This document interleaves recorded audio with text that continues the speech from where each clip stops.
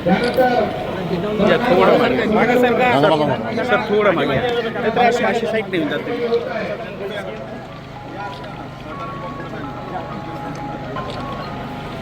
या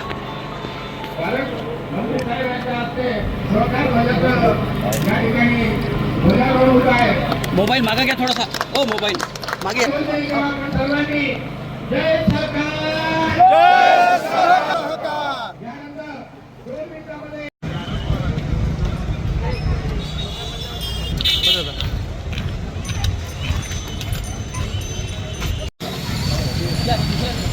ये मागो मागो जय सरकार जय सहकार जय जय सहकार जय सहकार जय जय सहकार जय सहकार शिवनेरी किल्ल्यावर एक शिरा जाईने जन्मला शिवनेरी किल्ल्यावर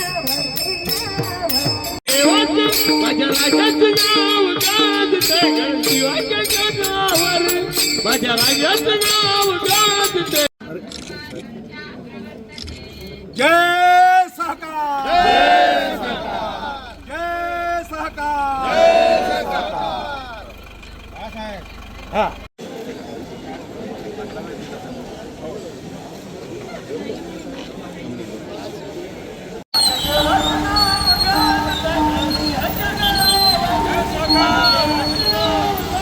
समृद्ध झाला पाहिजे किंवा समृद्धीकडे गेला पाहिजे.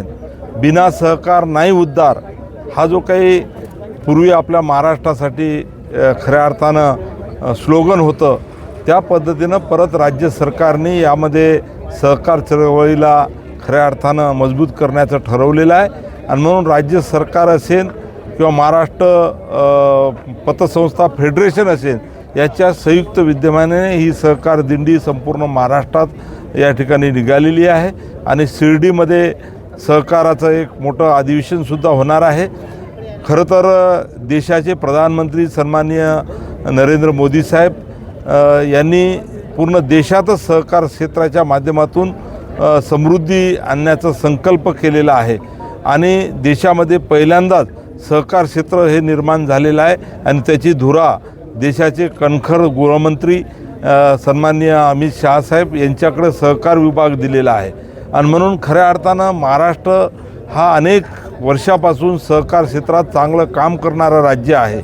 कारण राज्यामध्ये सन्माननीय आदरणीय यशवंतराव चव्हाण साहेब किंवा वसंतदादा पाटील, वसंतरावजी नाईक साहेब किंवा अनेक असे सहकार महर्षी होऊन गेले की ज्यांनी खऱ्या अर्थानं सहकाराच्या माध्यमातून या ठिकाणी उद्धार केलेला आहे, महाराष्ट्राचं समृद्धी आणलेली आहे.